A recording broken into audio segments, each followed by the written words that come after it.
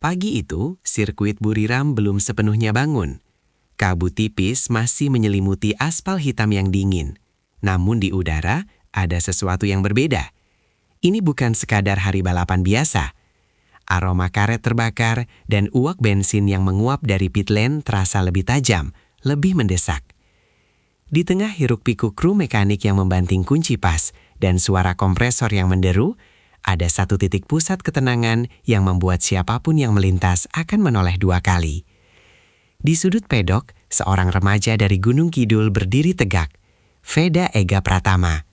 Mengenakan wearpack yang masih tampak terlalu bersih untuk kekacauan yang akan segera terjadi, ia tidak tampak seperti pembalap muda yang sedang tertekan. Justru sebaliknya, ada ketenangan yang tidak wajar di matanya. Sejenis ketenangan yang biasanya hanya dimiliki oleh mereka yang sudah tahu bagaimana akhir dari sebuah cerita sebelum cerita itu dimulai. Di sekelilingnya, pembalap-pembalap terbaik Asia dan talenta-talenta yang dipantau Eropa sedang berjuang melawan iblis mereka sendiri. Ada yang melakukan peregangan dengan gerakan patah-patah karena gugup. Ada yang tertawa terlalu keras, sebuah topeng tipis untuk menyembunyikan detak jantung yang tak beraturan. Tapi Veda, ia hanya menatap lintasan, menghafal setiap milimeter aspal, setiap perubahan elevasi, dan setiap celah sempit di tikungan pertama yang seringkali menjadi kuburan bagi impian banyak pembalap. Tidak ada yang menyangka, bisik seorang fotografer senior di pinggir lintasan, bahwa hari ini bukan lagi soal siapa yang menang, tapi soal seberapa jauh Veda akan meninggalkan kita semua. Dunia belum menyadari bahwa mereka sedang melihat lahirnya sebuah preseden baru. Sebuah momen di mana talenta Asia tidak lagi meminta izin untuk masuk ke jajaran elit, melainkan mendobrak pintunya hingga hancur. Ini bukan sekedar balapan, ini adalah pernyataan perang terhadap status quo. Eksekusi bedah saraf, the race. Saat lampu start menyala, merah, merah, merah, dan padam, atmosfer sirkuit meledak dalam raungan mesin yang memekakkan telinga. Veda melesat. Reaksinya terhadap lampu start tidak bisa dijelaskan dengan statistik biasa. Itu adalah insting murni. Dalam hitungan detik, ia sudah membelah angin, memimpin rombongan dengan presisi seorang ahli bedah. Tikungan pertama adalah ujian nyali. Di sana, pengereman terlambat adalah hal biasa. Namun Veda memilih jalur yang sangat sempit, sangat berisiko, namun luar biasa bersih.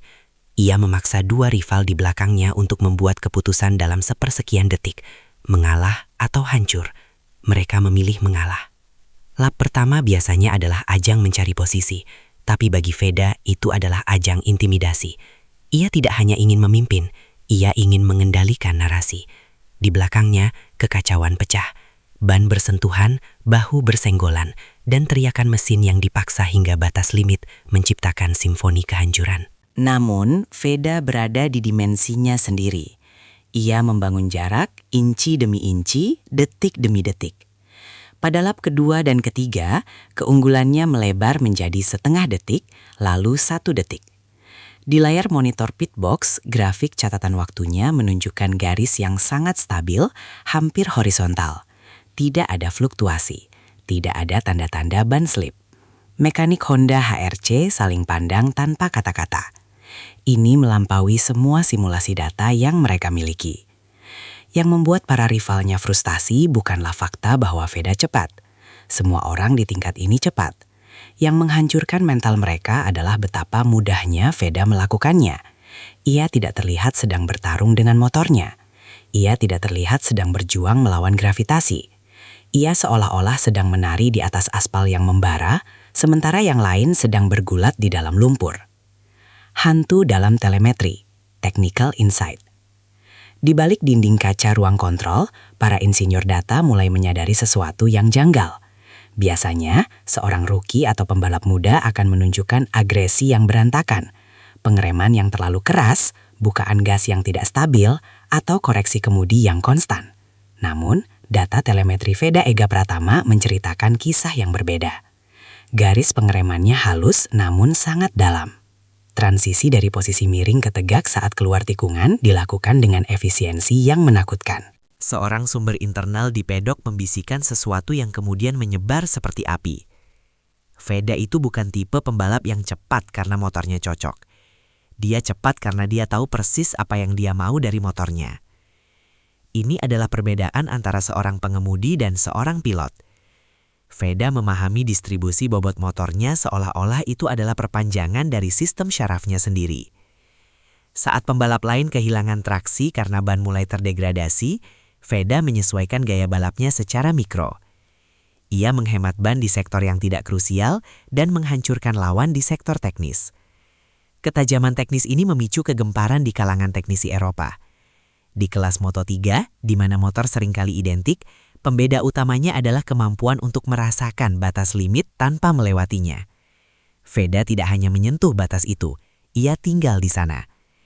Namun ada detail yang tidak pernah diungkap ke publik hingga saat ini. Beberapa mekanik senior melihat bahwa Veda seringkali menggunakan line yang tidak masuk akal secara teori, namun secara ajaib menghasilkan exit speed yang lebih tinggi. Seolah-olah ia memiliki peta lintasan yang berbeda di kepalanya. Perang dingin di pedok, politics dan rumors. Namun ketika Veda sedang berpacu dengan waktu di lintasan, sebuah balapan yang lebih kotor dan lebih mahal sedang berlangsung di kantor-kantor mewah di balik pedok. Nama Veda Ega pertama tidak lagi hanya menjadi catatan di buku saku pencari bakat. Namanya kini menjadi agenda utama dalam rapat direksi pabrikan besar. Bos Aprilia Racing dikabarkan terkejut. Mereka tidak menyangka bahwa seorang pembalap yang tumbuh di sirkuit-sirkuit Asia bisa memiliki adaptasi mental sehebat pembalap yang ditempa di kejuaraan CEV Spanyol atau CIV Italia. Apa kelemahannya? Pedok MotoGP yang terlihat seperti persaudaraan sebenarnya adalah sarang serigala. Dan saat ini, semua serigala itu sedang menatap ke arah yang sama. Garasi Honda, tempat Veda bernaung. Ketegangan ini mulai terasa di udara. Setiap kali Veda masuk ke pit, kamera tidak lagi hanya menyoroti wajahnya, tetapi juga pergerakan orang-orang di sekitarnya. Siapa yang diajak bicara oleh manajernya? Siapa perwakilan pabrikan Eropa yang berdiri terlalu dekat dengan motornya? Perang dingin telah dimulai, dan pemicunya adalah seorang remaja dari Gunung Kidul. Benteng HRC. Menanggapi manuver agresif dari Italia, Honda Racing Corporation HRC tidak tinggal diam. Bagi Honda, kehilangan Veda bukan hanya soal kehilangan poin. Itu adalah penghinaan terhadap sistem pendidikan balap mereka. Honda telah berinvestasi besar-besaran di Asia melalui Asia Talent Cup dan Honda Team Asia. Veda adalah mahkota dari investasi itu. Dalam sebuah pertemuan internal yang sangat tertutup, seorang petinggi HRC memberikan instruksi tegas. Veda bukan untuk dilepas. Berikan dia apapun yang dia butuhkan. Tapi pastikan dia tetap mengenakan warna merah kita. Honda menyadari sebuah kesalahan strategis di masa lalu ketika mereka membiarkan beberapa talenta terbaik mereka dicuri atau gagal berkembang karena kurangnya perlindungan politik. Kali ini, mereka membangun benteng. Mereka menutupi pintu spekulasi dengan pesan yang sangat jelas kepada para agen dan kompetitor. Veda adalah bagian integral dari rencana jangka panjang Honda untuk kembali mendominasi kelas utama. Namun, di tengah tarik-menarik kekuatan raksasa ini, ada satu pertanyaan besar yang menghantui semua orang. Apakah beban ekspektasi sebesar ini akan menghancurkan mental seorang pemuda yang baru saja akan memulai debutnya di panggung dunia? Tekanan dari satu negara adalah satu hal, tapi menjadi pusat peperangan antara Honda, Ducati, dan Aprilia adalah beban yang bisa mematahkan punggung siapapun. Dinamika Moto3, mesin penggiling nyali. Meskipun Veda tampak dominan, dunia tahu bahwa Moto3 adalah kategori yang sangat berbeda. Ini adalah meat grinder, mesin penggiling. Di kelas ini, bakat saja tidak cukup.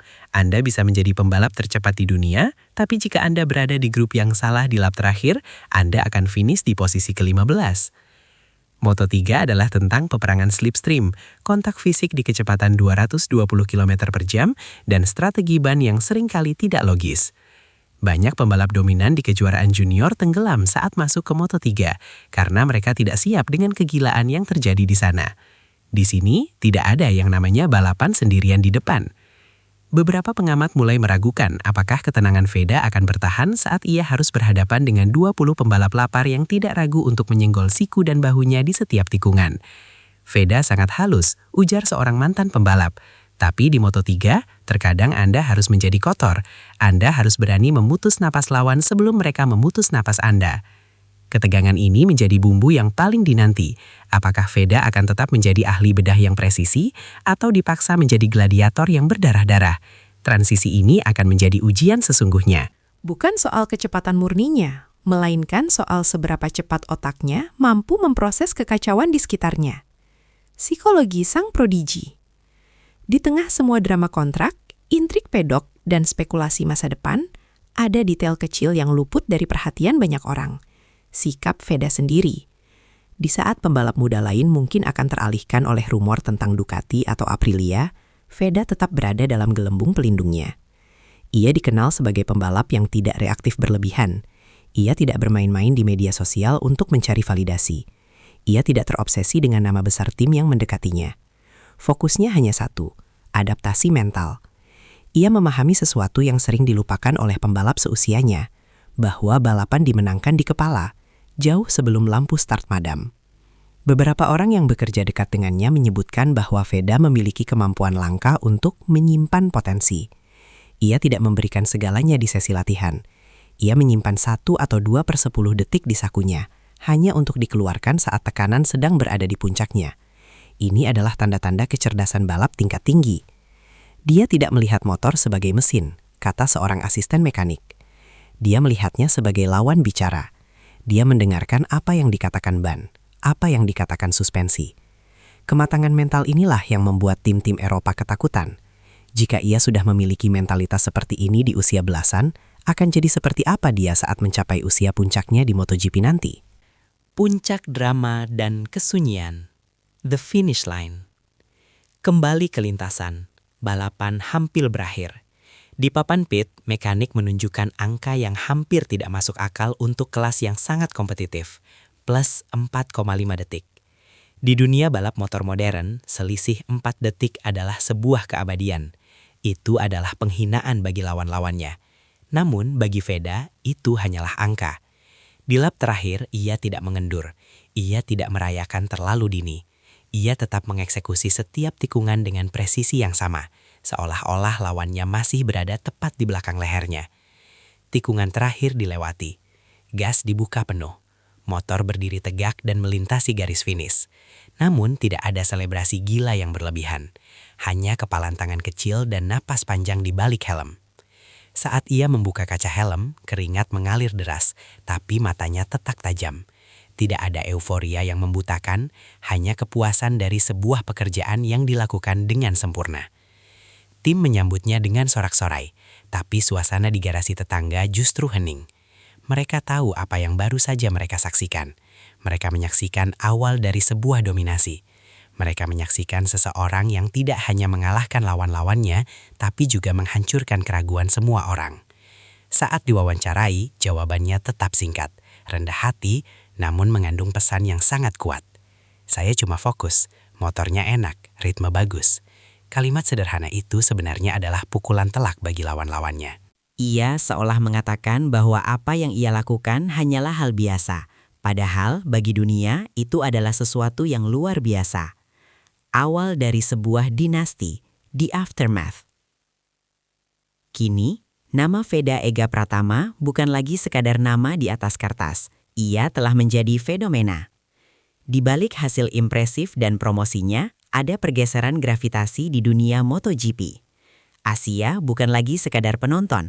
Asia memiliki peluru baru yang siap ditembakkan ke jantung pertahanan dominasi Eropa. Namun, perjalanan baru saja dimulai. Dari Gunung Kidul menuju panggung dunia di Moto3, tantangan yang akan dihadapi akan jauh lebih brutal. Tekanan politik akan semakin tajam, strategi tim akan semakin rumit, dan setiap kesalahan kecil akan diperbesar oleh media internasional. Satu hal yang pasti, siapapun yang menonton balapan hari itu tahu bahwa ini bukan sekadar kemenangan terakhir. Ini adalah prolog, sebuah pembukaan dari sebuah dinasti baru. Veda Ega Pratama telah menunjukkan bahwa ia tidak hanya siap untuk naik kelas, ia siap untuk mengambil alih. Dunia MotoGP telah diperingatkan, dan saat musim balap berikutnya dimulai, perhatian seluruh planet tidak akan lagi hanya tertuju pada para juara dunia yang sudah ada, melainkan pada satu nama yang memulai segalanya dengan sebuah keheningan yang mencekam di pedok. Tapi ada satu detail yang masih menjadi misteri. Apa yang akan dilakukan Ducati dan Aprilia selanjutnya untuk meruntuhkan tembok yang dibangun Honda di sekeliling Veda? Dan yang lebih penting, apakah Veda akan tetap menjadi predator yang tenang saat ia masuk ke dalam kandang singa Moto3 yang sebenarnya? Jawabannya menunggu di tikungan berikutnya. Dan seperti yang dikatakan Veda, lintasan akan berbicara lebih keras daripada kata-kata.